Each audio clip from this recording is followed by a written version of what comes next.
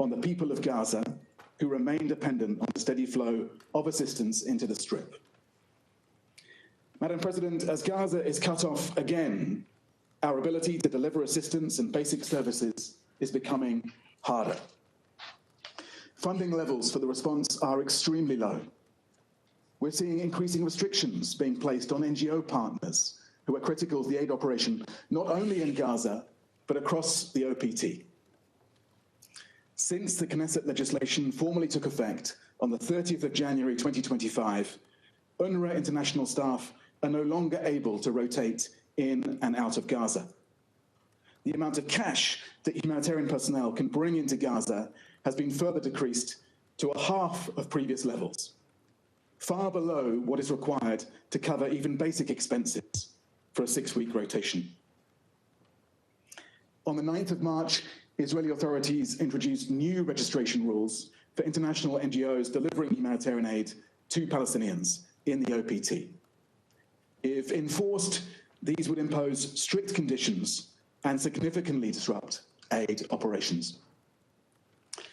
The Israeli Knesset is also considering a bill to impose considerable taxation on donations from third states to Israeli NGOs, including humanitarian and human rights groups. If implemented, this would further erode the number of partners with the capacity to implement protection interventions.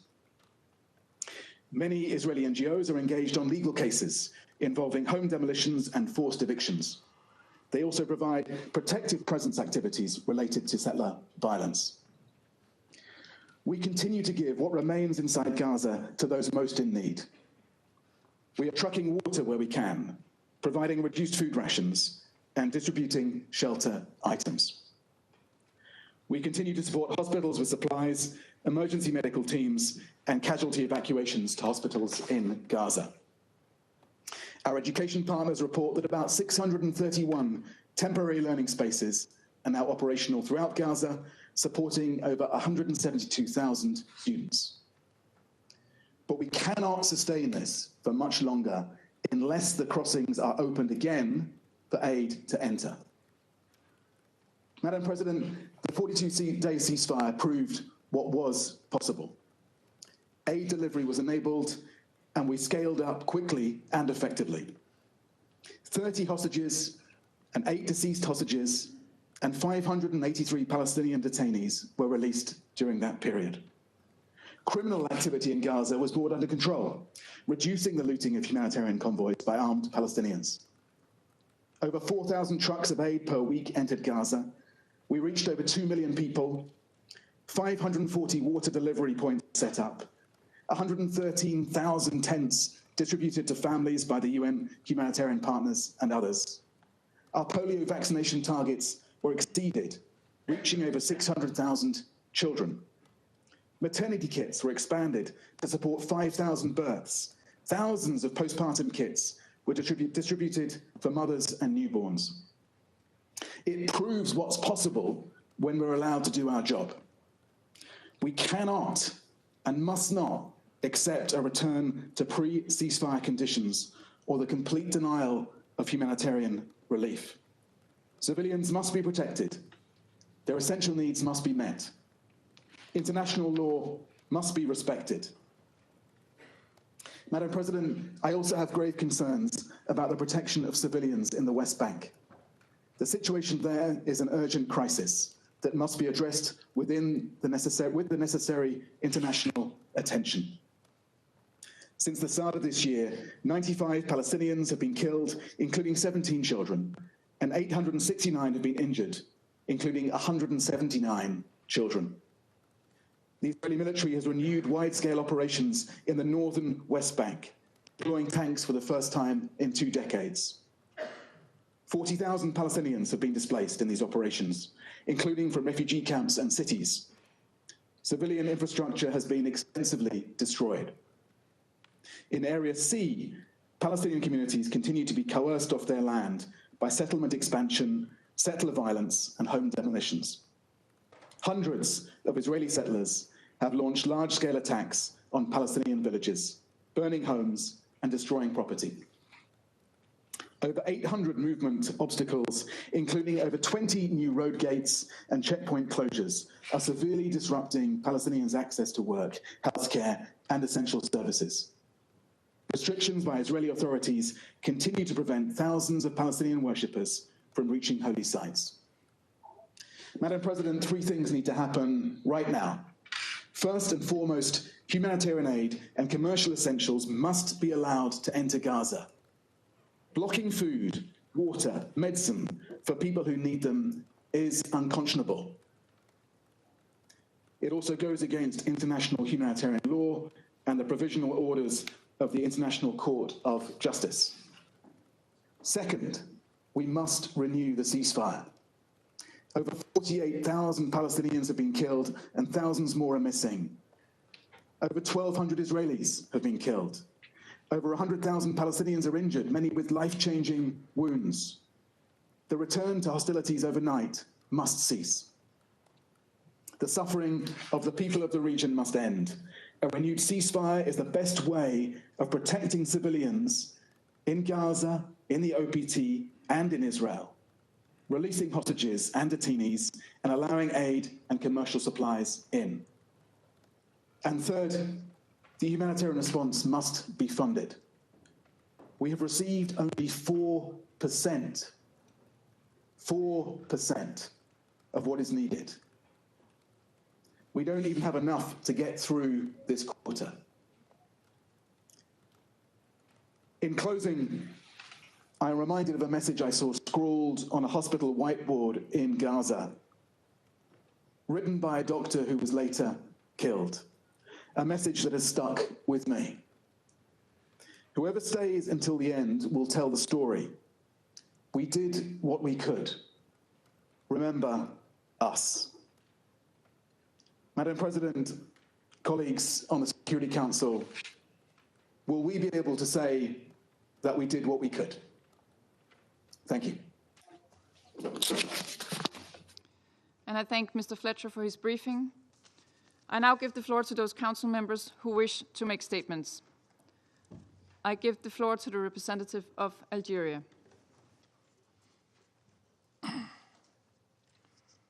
Madam President,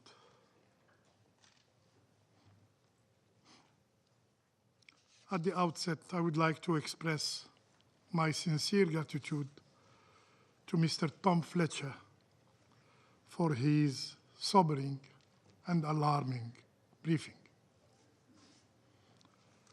Algeria requested this meeting to address the blockade on Gaza, but recent developments have made it more urgent and necessary as we witness another chapter of collective punishment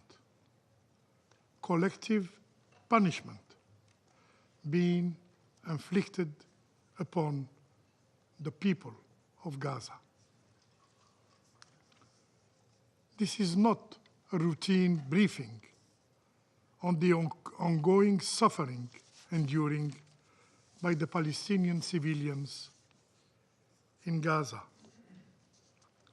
This is not simply an account of deprivation. It is a plea for justice against an Israeli occupying authority that has weaponized starvation as a tool of war. This is, without a doubt, a war crime. The time has come for accountability. No one is above the law. Today, the world can no longer ignore the grim reality of the Israeli occupation. Today, the truth about the Israeli occupation overloaded for so long can no longer be hidden. As Algerians, we know we understand the cruelty and the oppression of the occupation because we have enduring it for over 130 years. Occupation, the most horrible, the most shameful chapter in modern history, continues to wreak havoc, and it must be ended wherever it exists. Madam President, for now over 2 weeks, not a single aid truck have been allowed to enter Gaza. Not one. This deliberate blockade, timed to coincide with the holy month of Ramadan, is a calculated effort to break the resilience of the Palestinian people. With nearly 18 months of hunger already endured, 80% of Gaza's population has seen their sources of food vanished. Yet, as if starving people weren't enough, the Israeli occupying power is using water, yes, water, as a weapon of war. UNICEF reports that only 1 of 10 people in Gaza have access to clean water. And Israel has also taken the step of cutting off Gaza's electricity supply. The result? The sole desalination plant in Gaza is about to shut down, leaving an already weakened population without clean water. Without clean water.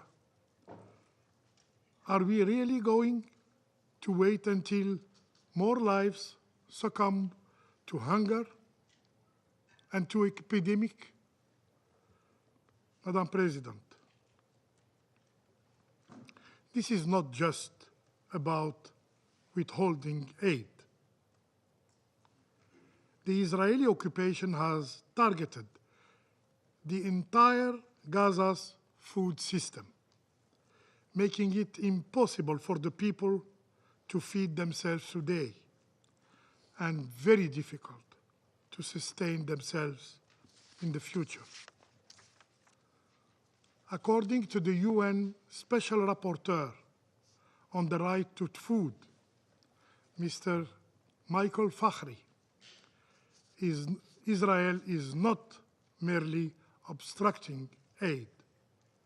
It is methodically dismantling Gaza's food infrastructure. Moreover, after attacking UNRWA, the backbone of Gaza's humanitarian aid, Israel, as an occupying power, has imposed new restrictions on all NGOs, thus creating new administrative obstacles to their ability to operate and assist the Palestinian people. The Palestinian NGO network has rightfully condemned this move, calling it a deliberate attempt to silence international aid organizations and isolate Palestinian voices from the global community.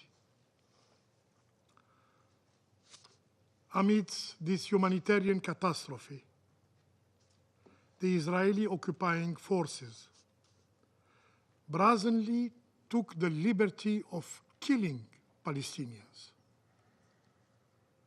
completely disregarding the ceasefire agreement. just this night, just last night, the Israeli forces have launched a series of indiscriminate airstrikes across Gaza, resulting in the death of more 400 people, the majority of them women and children. Once again, Palestinian blood is being used as a tool for the political calculations of the Israeli politicians. We condemn firmly these attacks, which constitute a violation of the ceasefire agreement reached 2 months ago. And we remind all parties that Resolution 2735 guarantees the continuation of the ceasefire as long as negotiations are ongoing. We also emphasize the responsibility of the mediators, the United States, Egypt, and Qatar, in ensuring compliance with the ceasefire agreement. Madam President, the International Court of Justice has already spoken on this matter. In its provisional measures, the ICJ has ordered Israel as the occupying power to immediately take all necessary actions to ensure the unimpeded delivery of urgent humanitarian aid to the people of Gaza. This includes the provision of basic services such as food, water, electricity, fuel, medical care, and sanitation. This very council, in its resolutions, has called for safe and unhindered humanitarian access. Yet, the Israeli occupying power continue not only to ignore international law, including the resolutions adopted by this Council, but to kill indiscriminately innocent Palestinian civilians. Madam President, we wonder what those who consistently invoke a so-called Israel's right to self-defense will say in response to this cruelty, to these atrocities.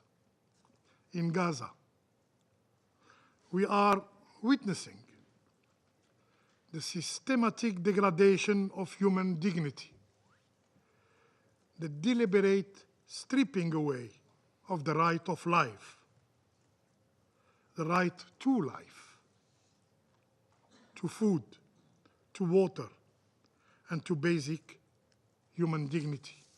In Gaza, we are witnessing the demise of the values and principles that should be the foundation of international order: equality, humanity, justice. In Gaza, we are witnessing a cowardice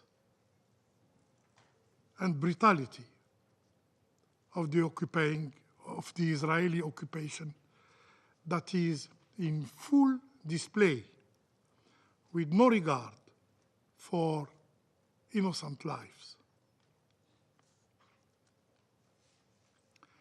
Still silent, faced to these atrocities, the relevance of this Council is seriously questioned. Will it ever dare to take responsibility? Will it ever act to stop this genocide and preserve what remains, if any, of its credibility? I thank you. I thank the representative of Algeria for the statement. I give the floor now to the representative of Somalia.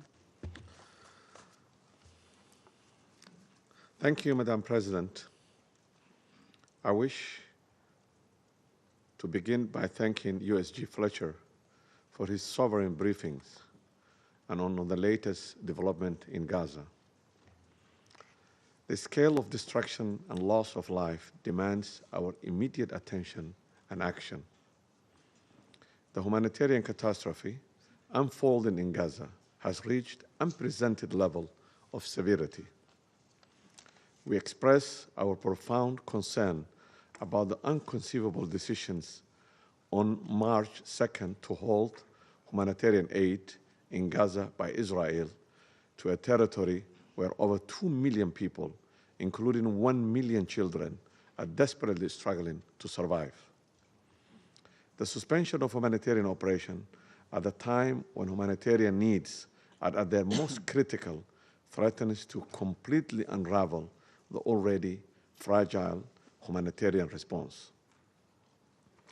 UNRWA's role is irreplaceable, and its services are indispensable for the survival of millions of Palestinians. We categorically reject Israel's use of starvation as weapons and any humanitarian attempt to use humanitarian aid as bargaining chip in ceasefire negotiations. This represents continuation of grave breach of international law and instrumentalization of humanitarian aid. As the Secretary General, Mr. Guterres, rightly stated, humanitarian aid is not negotiable. It must flow without impediment as required by the international law and basic human dignity. Israel, as occupying power, has the obligation under the international law to ensure civilian access essential goods services, including humanitarian assistance. We express our strongest condemnation of today's Israeli airstrike in Gaza that has claimed more than 400 innocent people, marking one of the deadliest days since the conflict began. Such indiscriminate attacks on civilian populations are not only morally indefensible, but constitutes serious violation of international humanitarian law. This dangerous escalation threatens to plunge the region back into full-scale war at a time when humanitarian needs are most acute. We must address the escalating violence in the West Bank, where IDF operations have intensified dramatically, resulting in the numerous Palestinian casualties, including women and children. Additionally, the illegal expansion of settlement, demolition of homes, and systematic violence against Palestinian civilians represent a dangerous pattern of aggression that threatens to further destabilize the region. A definitive ceasefire now is the first step to ensure the population, including women and children, are protected from further physical and psychological harm. In that vein, we underscore the paramount priority of fully implementing the ceasefire agreement in its second and third phases, while ensuring all parties, in particular Israel, honors its commitment in a manner consistent with international law obligations. On the occasion of the holy month of Ramadan, we call for the de-escalation across the occupied Palestinian territory, as well as an access for worshippers to blessed Al-Aqsa Mosque to free and safely perform their religious rituals in full preservation of the legal and historic status quo of the holy site in the occupied Jerusalem. The pursuit of just and a comprehensive peace remains our strategic imperative. In that regard, the end of the occupation and full recognition of a free, sovereign, independent Palestine with Al-Quds al-Sharif as its capital in accordance with the relevant resolutions remains the only sustainable option for the resolutions on this long-standing conflict. The international community must stand against any attempt to alter the demographic composition of forcibly displaced Palestinians from their camps and cities or annex any part of the West Bank or Gaza under any pretext. Such actions will constitute grave violations of international law and amount to ethnic cleansing. Madam President, as we deliberate in this chamber, people of Gaza, in particular children and women, are counting the hours until their next meal, if it comes at all. Mothers are rationing drops of water among their families while bombs are being dropped on their shelters. Medical workers are performing surgeries by using mobile phone lights. This is not just a crisis of resource, it's a crisis of our collective conscience. Let our decisions today reflect our humanity. It's our moral imperative to protect innocent lives and pursue justice and lasting peace in the region. I thank you. I thank the representative of Somalia for the statement. I give the floor now to the representative of Sierra Leone. Thank you, Madam President. Madam President, this meeting of the United Nations Security Council has been called to address the worsening humanitarian situation in the Gaza Strip following the humanitarian blockade imposed by the government of the State of Israel.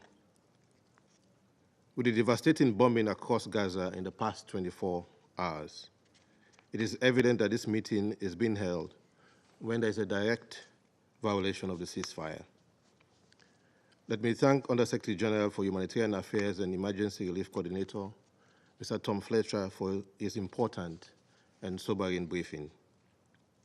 Sierra Leone acknowledges the continued leadership of United Nations and the dedication of all humanitarian entities and personnel in responding to the dire humanitarian crisis in the Gaza Strip.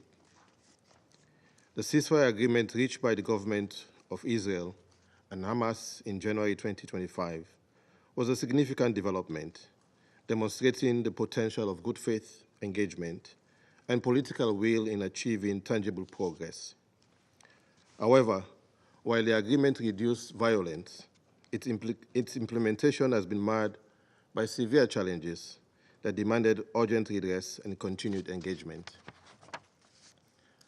Madam President, colleagues, most critically, for over 2 weeks, the government of Israel completely suspended the entry of humanitarian aid and commercial supplies into the Gaza Strip.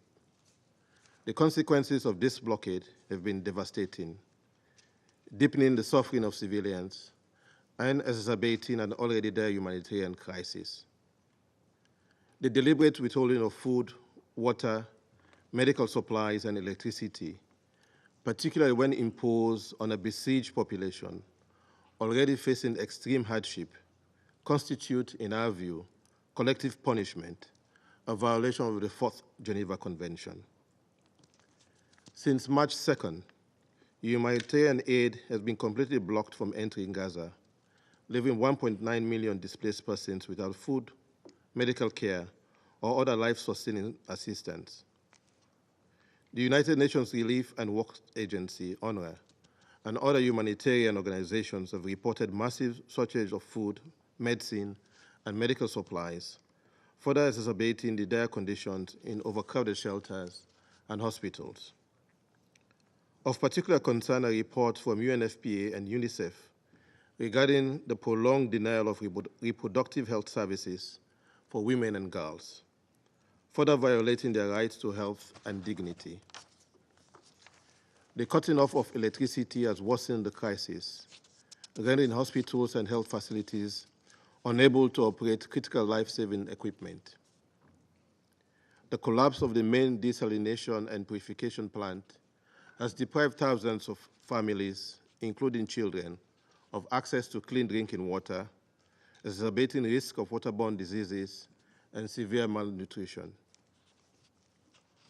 Under international law, the State of Israel, as the occupying power, has clear obligations under the Fourth Geneva Convention, requiring it to ensure the provision of food and medical supplies to the civilian population, to maintain medical and hospital services, and to allow and facilitate humanitarian relief operations and their rapid distribution.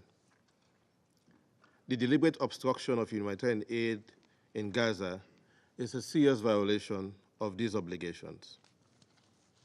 Additionally, Sierra Leone recalls the provisional measures ordered by the International Court of Justice in 2024 in the South Africa versus Israel case, which specifically required the government of Israel to take immediate steps to ensure unimpeded humanitarian access into Gaza. The continued blockade defies the court's binding ruling and further endangers the civilian population. It appears there is a manifest pattern of conduct directed at the Palestinian people that should cause this council to sound the alarm, as others have done. The airstrikes by the Israel Defense Forces in Beit Lahia, northern Gaza, reported to have killed 8 workers and journalists 3 days ago, raised grave concerns about a potential resurgence of hostilities after the ceasefire respite, increasing the risk of regional escalation and reversing the fragile gains made since the ceasefire. It has been further reported that overnight, the IDF carried out extensive strikes in the Gaza Strip, with more than 400 Palestinians reported to have been killed.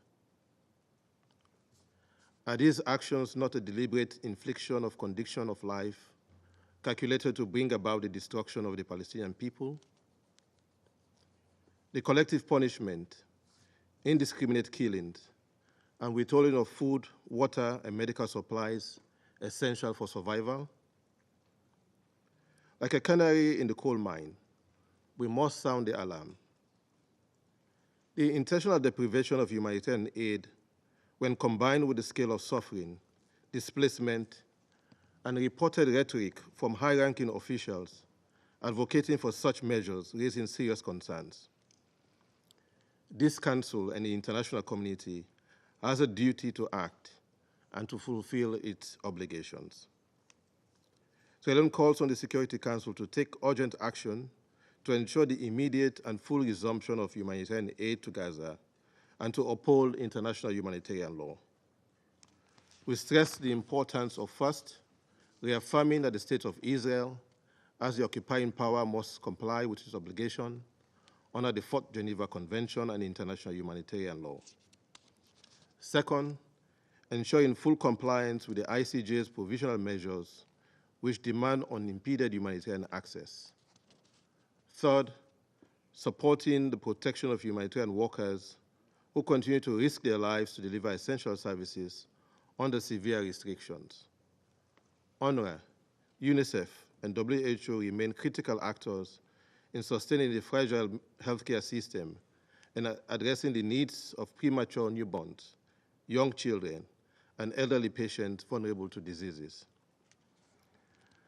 As USG Tom Fletcher said, we must return to the ceasefire.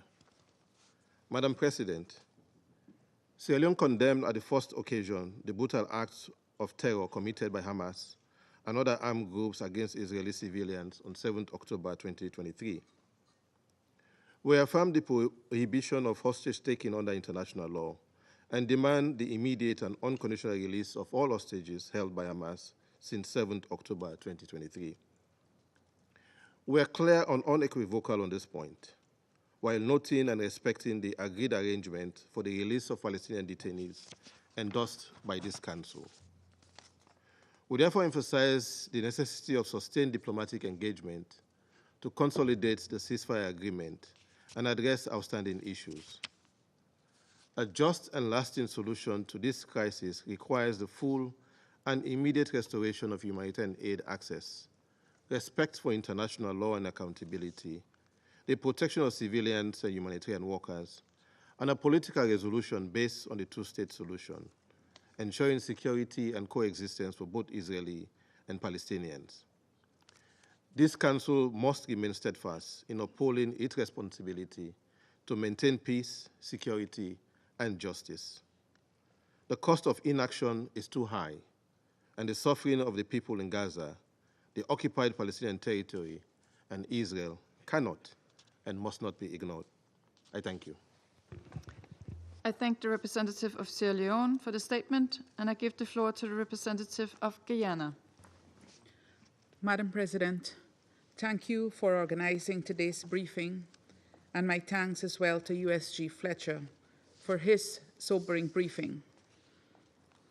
Madam President, Palestinians are observing another Ramadan marked by deprivation and renewed destruction. More than 400 of them were reportedly killed in the last 24 hours. It is ironic that in this holy month when Muslims across the world seek to grow in moral probity, Palestinians are confronted with more suffering brought about by an apparent paucity of humanity and compassion. The past 3 weeks have seen a rollback of the humanitarian progress made over the previous 6 weeks, following the ceasefire deal brokered by Egypt, Qatar, and the United States. With the pause of the Israeli offensive in Gaza and the easing of several restrictions on humanitarian assistance, Palestinians, and indeed the international community, were hopeful that the situation would progressively improve, culminating at some point in a full recovery for Gaza. Guyana is therefore very disappointed that a decision was taken to halt humanitarian aid into Gaza since March 2nd on account of a deadlock in the negotiations between Israel and Hamas. This decision is illegal since Israel is obligated under international law not to deprive civilians of the goods and services essential for their survival. Guyana is further disappointed that Palestinian civilians are again being made to walk the path of war, which has ravaged their lives and their land for over 15 months. Guyana calls on this Council to take the necessary action to prevent a repeat of the catastrophe which Gaza has endured for more than a year. Coupled with this new offensive, the ongoing aid blockade has placed Palestinians in an extremely precarious situation, as we have heard from USG Fletcher.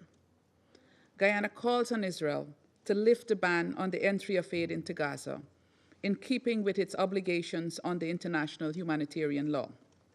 As asserted by the World Food Programme, and I quote, "Unimpeded humanitarian access is the only means of survival for many families," unquote. We therefore call for full respect for their right to life.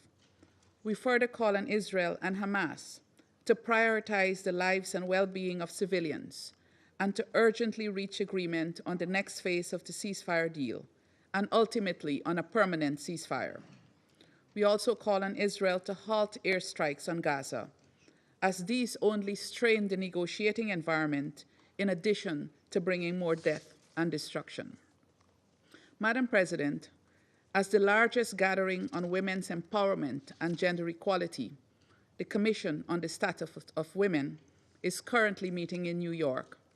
Allow me to speak on the pained reports of the situation of women and girls in Palestine, both in Gaza and the occupied West Bank. We have taken note of the 13th March report of the Independent International Commission of Inquiry on the occupied Palestinian territory, including East Jerusalem, on Israel's systematic use of sexual, reproductive, and other forms of gender-based violence since 7 October 2023. The report has elaborated the disproportionate impact of the war on Palestinian women and girls, who continue to bear the brunt of the decisions taken by those in power. Civilian women and girls have been reportedly targeted directly. Women have died from complications related to pregnancy and childbirth because of restrictions imposed and conditions created by the war. Their access to adequate health care, including reproductive health care, have been severely curtailed. The combination of starvation, denial of humanitarian assistance, destruction of Gaza's healthcare system, and lack of access to water and sanitation has caused severe reproductive harms to women, impacting all aspects of reproduction, including pregnancy, childbirth, postpartum recovery, and lactation. Further, women and girls are enduring conditions that severely limit their ability to manage postpartum bleeding and menstruation hygienically and with dignity. The mantra of no one left behind rings hollow when Palestinian women and girls see their rights trampled upon daily, and the very basic of necessities for female hygiene, which many of us take for granted, such as sanitary napkins and water, become a luxury. Madam President, one of the most painful realizations is all of this is happening in the 21st century. With all the international legal advances made for the protection and promotion of the rights of women and girls, the situation in Palestine should never have reached these proportions. The situation of children is equally distressing, Madam President. As reported by UNICEF, without aid entering the Gaza Strip, roughly 1 million children are again living without the very basics they need to survive.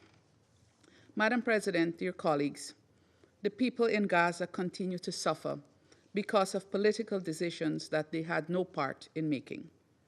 These decisions will be felt for years, even decades, by innocent people who will still be grappling with the socioeconomic, physical, and psychological impacts of this war, long after the guns have gone silent.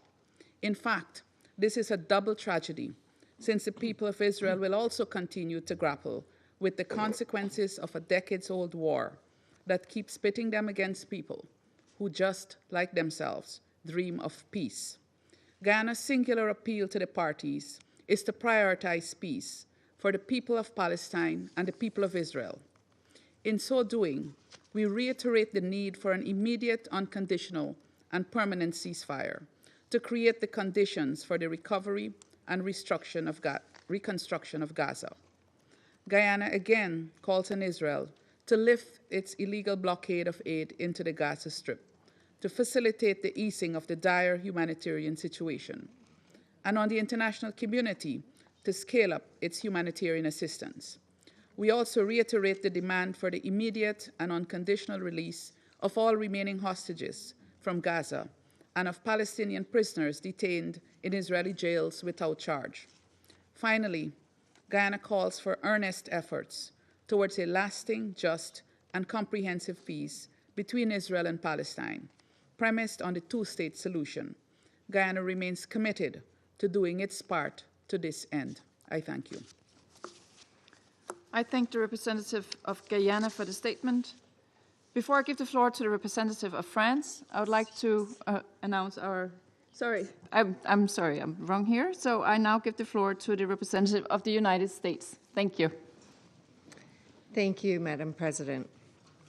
And thank you, Undersecretary General Coordinator Fletcher, for your briefing. Madam President, colleagues, the blame for the resumption of hostilities lies solely with Hamas. This brutal terrorist organization has steadfastly refused every proposal and deadline they've been presented over the past few weeks, including a bridge proposal to extend the ceasefire beyond Ramadan and Passover, to allow time to negotiate a framework for a permanent ceasefire. Hamas refused this offer, preferring still to hold hostages captive and hide amongst the people of Gaza, using them as human shields. It is the people of Gaza who will suffer further because of Hamas's disregard for human life. Madam President, in this context, I want to respond to the allegation of indiscriminate attacks by the IDF. The IDF is striking Hamas positions. It is well known that Hamas continues to use civilian infrastructure as launching pads, and the United States condemns this practice, as should others. President Trump has made clear that Hamas must release the hostages immediately or pay a high price, and we support Israel in its next steps. Hamas must release the hostages it abducted more than 17 months ago. Doing so would enable loved ones to be reunited and allow the return of remains for those killed while being held by Hamas. Unfortunately, Hamas has refused all attempts to find a way to extend the ceasefire.